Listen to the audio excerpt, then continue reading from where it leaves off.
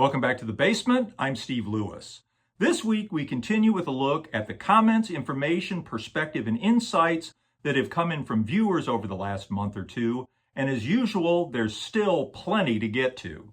In episode 282, Cool Stuff Part 33, talking about all the various recordings of the song that eventually became She Says That She Needs Me on Imagination in 1998, I mentioned, of course, the original backing track known as Sandy She Needs Me, or Sandy, or Sherry She Needs Me, recorded in 1965 at the beginning of the Summer Days and Summer Nights sessions. I also mentioned the 1976 vocal overdub onto the 1965 track, which was released on the Made in California set in 2013. And Mike Love's version recorded as Trisha from his unreleased late 70s First Love album.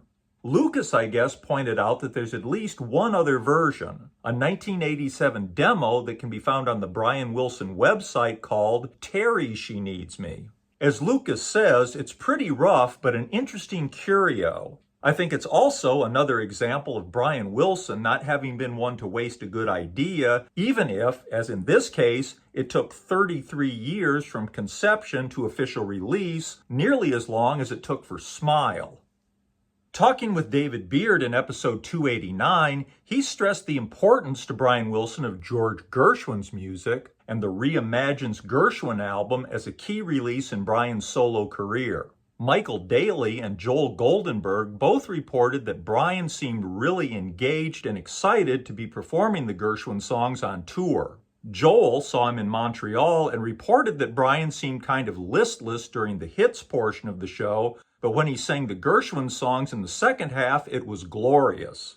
Michael saw him perform Gershwin at the Royal Festival Hall from the third row and says that it was the happiest he'd ever seen Brian playing. He really enjoyed himself, as did the audience.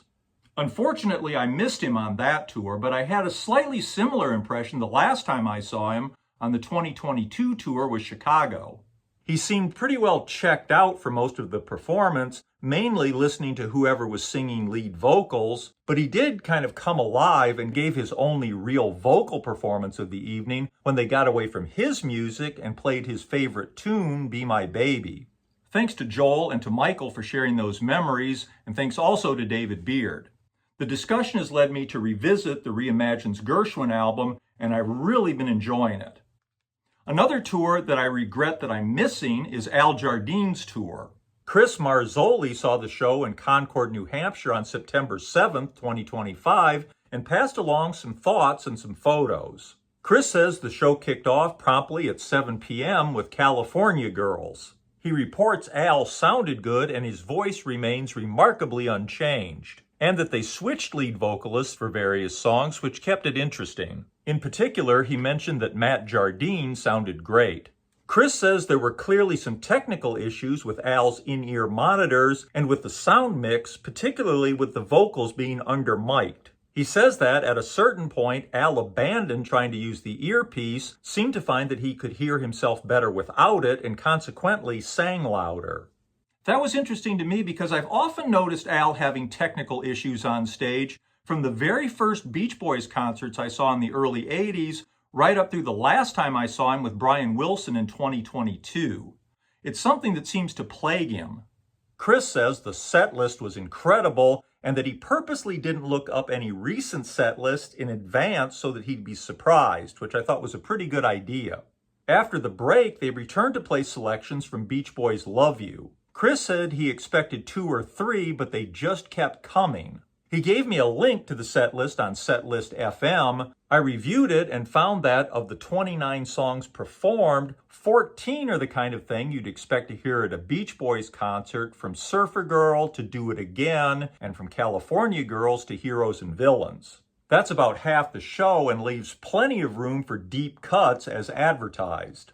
They did 11 of the 14 tracks from Beach Boys' Love You. That's the entire album except for Love is a Woman, Let's Put Our Hearts Together, and Mona.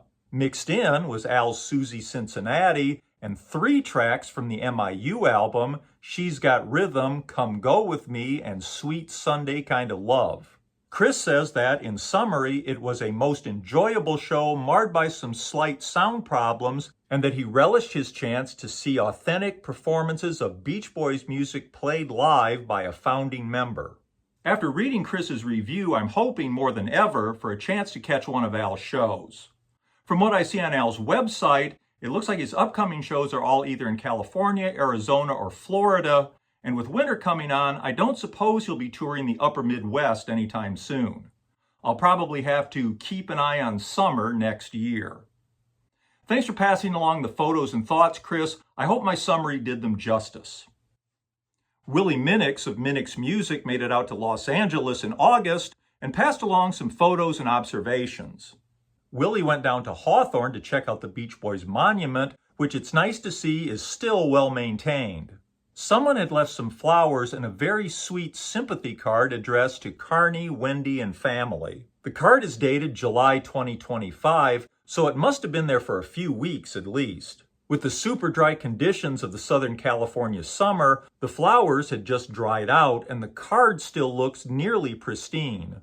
He also made a trip out to Paradise Cove. I've never been there. As you can see, there's a sign marking the spot of the Surf and Safari cover shoot, which appears to be smack in the middle of a beachfront area run by the Paradise Cove Beach Cafe. According to their website, those double chaise lounges he's standing among are available to rent at $150 per day. Willie was visiting his son, who's a successful music producer working in Los Angeles. He tells me they had lunch at the Paradise Cove Cafe. He says the food was okay, but not worth the prices, and that it costs nearly $50 to park. Looking at online reviews, that seems to be the takeaway from a lot of people who visited. On the upside, Willie tells me they had a good time, and as you can see, the scenery was gorgeous. Thanks for sharing those experiences, Willie. It really makes me want to get out to LA again sometime soon. And speaking of some cool summer vacations, Lamont South attended Speed Week on the famed Bonneville Salt Flats of Utah at the beginning of August. Of course, it's a site memorialized by Brian Wilson and Roger Christian in the song Spirit of America about Craig Breedlove's record-setting land speed run. Lamont tells me that all the cars are now piston-driven, unlike Breedlove's jet engine Spirit of America. He says there are no trophies or cash prizes, just the pride of recognition to be best in class. It looks amazing, and I noticed these vehicles driving by way in the background, which I think gives an idea of the vast scale of the place. It's very cool to see that the tradition at Bonneville continues after all these years. Thanks, Lamont. In episode 280, U.S. Pop Culture 1965 Part 8, I wondered how much of the relative chart failure of the Beach Boys single, The Little Girl I Once Knew, could be put down to the pauses in the record versus the release of the Barbara Ann single before The Little Girl I Once Knew had a chance to complete its chart run. Lamont South pointed out two other singles with gaps in them, like The Little Girl I Once Knew, both of which came just shortly before that single was released, and both of which got plenty of airplay. You're the One by the Vogues was released in September 1965, and the Gentry's Keep on Dancin' was released in June, but didn't enter the top 40 until late September. It not only has a gap, but it has a fade out that gives it a false ending like we'll get early in 1967 on Strawberry Fields Forever. For whatever reason, disc jockeys didn't seem particularly alarmed by the gaps in those records. Keep on Dancin' went to number 4 on October 30th, and You're the One went to number 4 on November 13th, 9 days before the release of The Little Girl I Once Knew. I was pretty sure there were some examples like that around. Thanks for identifying them, Lamont. Once again, it gives me the impression that the Beach Boys single, peaking at only number 20, had more to do with the rush release of Barbara Ann than anything else.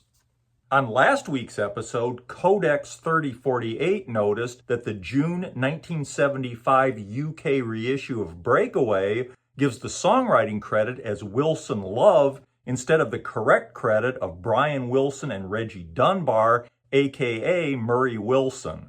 I hadn't noticed that, and I found it highly ironic given what we've later heard about Murray having deliberately kept Mike Love's name off of Beach Boys songwriting credits. Thanks, Codex. Also in last week's episode, I asked why UK singles so often came with a perforation around the center that could be clipped out to make them playable on wider 45 style spindles. To me, it seemed unnecessary. Boyjohn observed, and I'm sure that he's right, that many jukeboxes would have had the wider US style spindles so the perforation would allow the center to be clipped out for play on jukeboxes. That totally makes sense. Thanks, Boyjohn, for passing it along. Raymond Gill, the Frog Basket, and Glyn R. were among early commenters who also confirmed that jukeboxes are the reason for the perforation on UK 45s. Thanks to you as well. Back in 283, Cool Stuff I Found Out Part 34, we talked about the Neil Innes biography, Dip My Brain in Joy by Yvonne Innes, which mentions a favorite memory of Neil's was playing a long jam with his group, the Bonzo Dog Band, and Mike and Bruce of the Beach Boys at the Beatles' launch party for Magical Mystery Tour on December 21st, 1967. According to the book, the song they jammed on was "O Carol." In that episode, I speculated as to whether she meant Chuck Berry's Carol or Neil Sedaka's "O Carol." My guess was Chuck Berry. One of our friends in the UK, Raymond Gill, who sometimes works with Bonzo Dog Band members Roger Ruskin Spear and Rodney Slater, passed along that Neil Sedaka's "O Carol" was featured on the Bonzo's radio spoof, The Craig Torso Show in 1967, in which they performed it under the pseudonym Johnny Hawk and the Pavement Oysters. Based on that, Raymond suggests, I'm sure correctly, that the song they jammed on with Mike, Bruce, and others was, in fact, Neil Sedaka's "O Carol." After reading Raymond's comments, I did some additional research and found a recording of the Craig Torso Show here on YouTube. According to the video description, it was originally broadcast on November 12, 1967, about 6 weeks before the Beatles' party. In additional research, I found an interview with Neil Innes originally published in Beatle Fan number 145 in 2003, in which he also said that the song was "O Carol." He added that, in total, about 20 people were on stage, including George Harrison on saxophone. He said that George found a couple of notes and made them work. It's not everybody's cup of meat, but I found the Craig Torso Show terrifically fun, and having heard it, I can imagine the kind of wild, shambolic, hilarious performance "O Carol" got that night in December 1967. No wonder it stood out in Neil's memory. Thanks, Ray, very much for passing that along. Also in that episode, I listed Dennis Wilson's few guest appearances outside the Beach Boys. I came up with his drumming on both sides of the Try-5 single, Come and Get It, and Like Chop from 1963, his backing vocal along with Carl and Alan on Wishing You Were Here in 1974, his drumming on the Ricky Martin album Beached, released in 1977, and his backing vocal on All That We've Missed by Lynx from the Refined Texas Crude compilation, also released in 1977.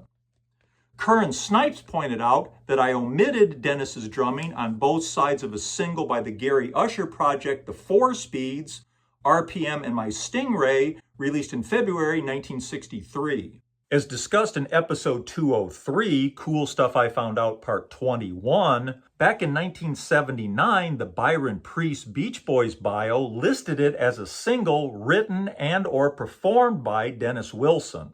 In 1981, Brad Elliott's Surf's Up book lists it as among several records that Gary Usher said none of the Beach Boys had anything to do with.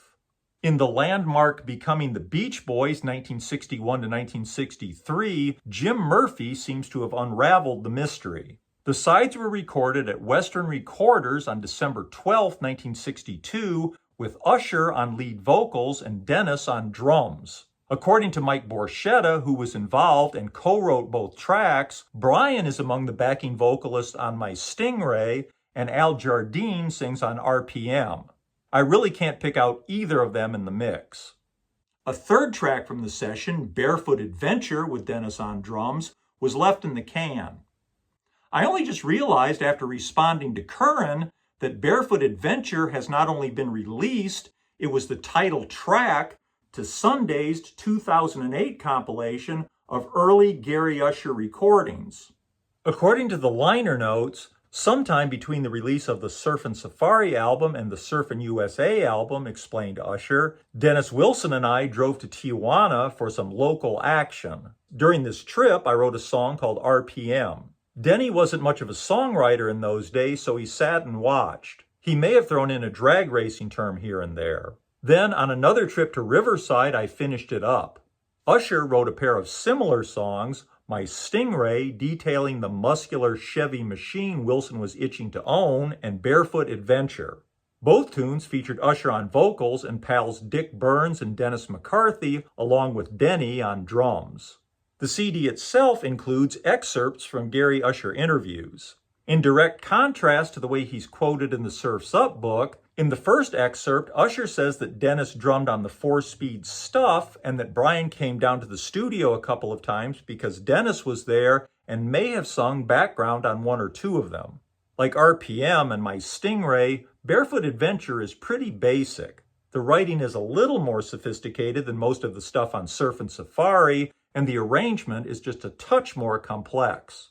In any case, any listing of Dennis's work outside the Beach Boys should definitely include the 4-speed single and Barefoot Adventure. Thanks for watching. I hope you enjoyed this. Thanks once again for all the comments, feedback, and support. It is greatly, greatly appreciated, and please keep it coming. Next week, I plan to launch a new series featuring Brian Wilson, detailing Brian's appearances on other people's records. Since so many of his appearances outside the Beach Boys in the 60s were really more Brian Wilson's side projects, I want to tackle those separately, so I'm going to start the series with the 1970s. Even then, there is more than we can possibly get to even in half a dozen episodes, so I'd like to spend a couple of weeks on that and then take a break with the Beach Boys Party album, leading us into a deep dive into the very eventful Beach Boys year of 1966. I hope you'll join me for all of that. Meanwhile, thanks for watching. Please hit like if you don't mind, subscribe if you haven't. Have a great week. Bye.